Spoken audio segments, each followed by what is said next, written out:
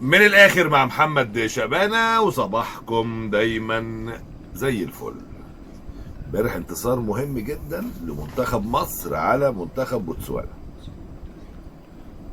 مش عايز الناس او حد يتكلم يقول لك ايه ده فريق ضعيف، ده كسبنا منتخب سهل، ما تكبروش المسائل، ده انتوا لو حسام حسن لعب كده قدام فريق كبير هتبقى الدنيا بايظه، ده هو. لا، غير صحيح. حاجات كده، نقاط لازم نحطها مسلمات. لما بتيجي تاخد فكرة عن حد او عن حاجة، بتصبر مرة واثنين وثلاثة لغاية ما تتكون عندك الفكرة بشكل سليم. كابتن حسام حسن الماتش اللي فات عمل شغل كويس، ما حبيناش يعني نتكلم عنه بشكل فيه تضخيم. قلنا نشوف الماتش ده على اعتبار انه بره ارضه، وياما ماتشات مع فرق سهله بره ارضنا مع الاجواء كنا بنتعادل او بنكسب 1-0 بالعافيه، وساعات كنا بنخسر يعني.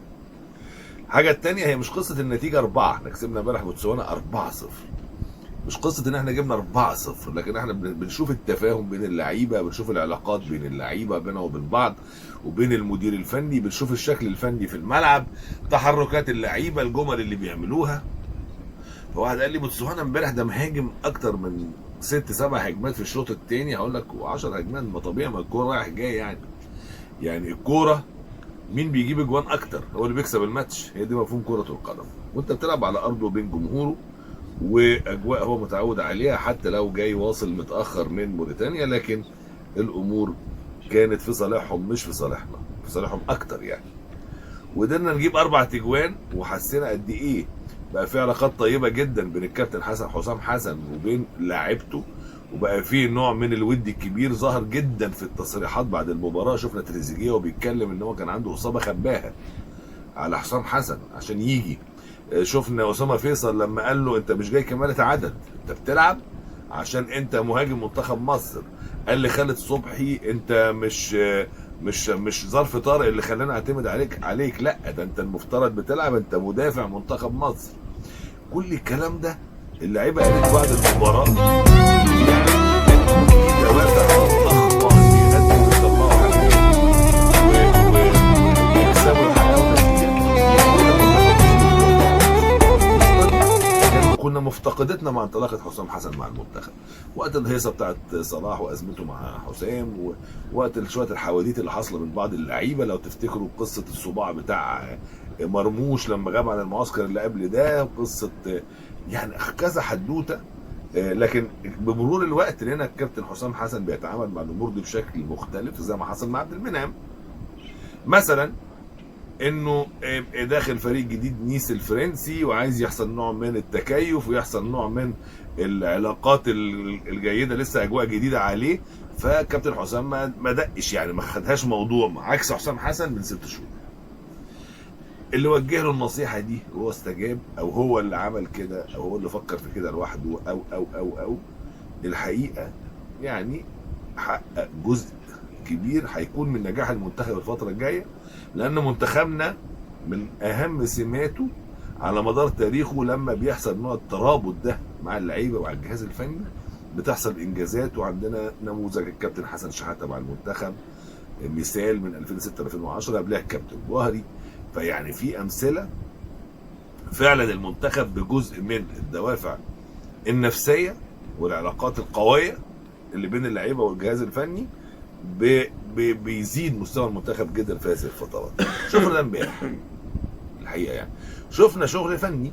شفنا امبارح 2 لعيبه بيلعبوا مفاجاه، اسامه فيصل فرود منتخب مصر، احنا قاعدين نقول صلاح وتريزيجيه ناحيه الشمال وزيزو ناحيه اليمين، وناس تانية توقعت قال لك لا مش هيلعب بصلاح فرود مكان مصطفى محمد ومرموش، لان مصطفى غايب للاصابه ومرموش كمان غايب للاصابه، وان كان اصابته ان شاء الله مش كبيره لكن ما حصلش ان صلاح بدا فرود.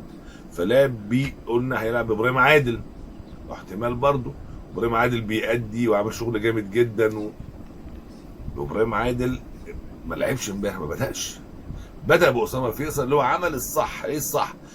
مهاجم غاب مهاجم مكانه، مدافع غاب مدافع مكانه، ما فتاش فلعب بابراهيم باسامه فيصل فيرود، وده حاجه الحقيقه تحسب لحسام حسن. ولعب بخالد صبحي سردباك، لا فاول ظهور ليه، بيلعب امبارح اساسي منتخب مصر، وايه قدامهم ال 90 دقيقه الاثنين، يعني لا غير خالد صبحي ولا غير اسامه فيصل، والاثنين ادوا واشتغلوا. والماتشات، والميزه للماتشات والتصفيات والمنتخبات المنافسه تديك الفرصه انك تجرب. يعني انت احسن بكتير من كاب فيردي ومن بوتسوانا ومن موريتانيا، احنا احسن بكتير الحمد لله.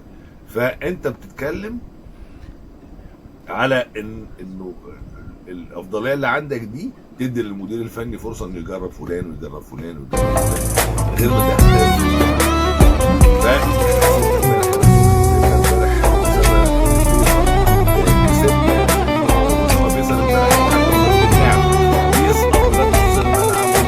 ويسلم ومحطه ويقفل نص الملعب مع الاثنين الهبد بندرات اللي موجودين، حمدي فتحي ومروان عطيه. شفناه حمدي الماتش الاولاني بيلعب سردباك، امبارح شفناه في نص الملعب بدا الاول كده قدام الدفاع، وبعدين زق لقدام شويه جنب مروان لما خلاص بوتسوانا حسينا انها مفلسه خالص من بدايه المباراه.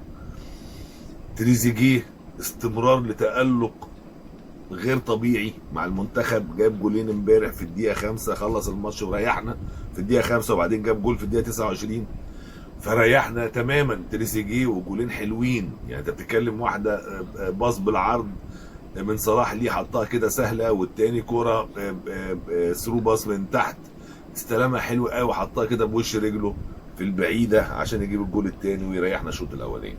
واحنا اتعودنا على كده مع الكابتن حسام حسن، بيضغط بيضغط بيضغط عايز يجيب جون بدري عشان يقوم متنح كده مع الفرقه اللي قدامنا تتهد، خلاص بقى نفسيا تبتدي انت تسيطر على الملعب، هو يتبرجل ويبتدي يتلخبط والكلام ده. وده اللي حصل في الماتشين مع كاب فيردي ومع امبارح بوتسوانا.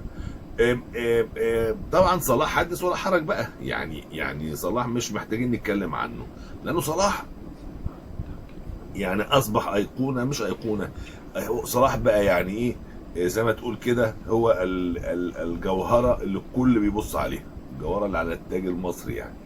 فصلاح امبارح دور مؤثر كالعاده، يعني الكلام اللي بنقعد كل مره نقوله نكرره تاني كل ماتش على صلاح، انه هو وتاثيره، وانه اللعيبه المدافعين وهو بيضحك عليهم لما يضموا لجوه يبقى فيرود، او ينزل لتحت يستلم او يلعب بلاي ميكر، او يبقى فيرود تاني ويخلي يدي فرصه لزيزو يجي من تحت ويدي فرصه لهاني، وكل الكلام اللطيف ده صلاح بيعمله كالعاده. وصلاح امبارح ضاف بقى حاجه زياده، انه لعب المباراه رقم 100 لمنتخب مصر، وشفنا قد ايه الكابتن حسام حسن والكابتن ابراهيم حسن بيحتفلوا بيه، واحتفالات يعني واضحه مع اللعيبه في اوضه اللبس، وعملوا ليله لصلاح امبارح وقعدوا يغنوا له بتاع، يعني كان مشهد عظيم جدا.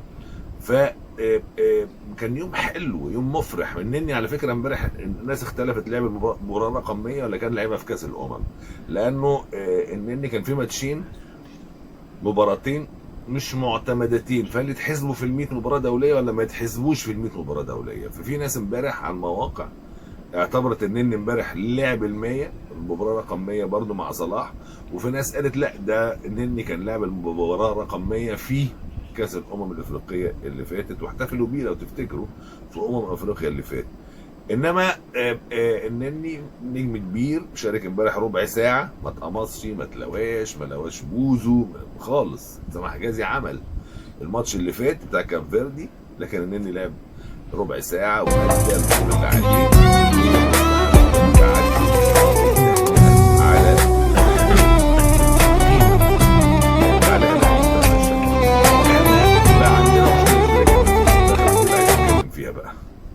احنا بقى عندنا البودلة الاساسيين، يعني بقت مشكله مين يلعب. يعني انت لما بتشيل واحد، ده محمد صلاح خرج، خد بالك، جاب الجول في الدقيقه 56 وخرج في الدقيقه 75، والجول ده الجول 58، وبيقولوا 56 فيه جولين برضو مش دوليين، يعني برضو الناس متلخبطه، 56 جول دولي ولا 58 مع المنتخب اسف، ولا 58 جول. حسام حسن الهداف التاريخي 68 جول، باقي بين صلاح وحسام حسن 10 ماتشات 10 تجوال.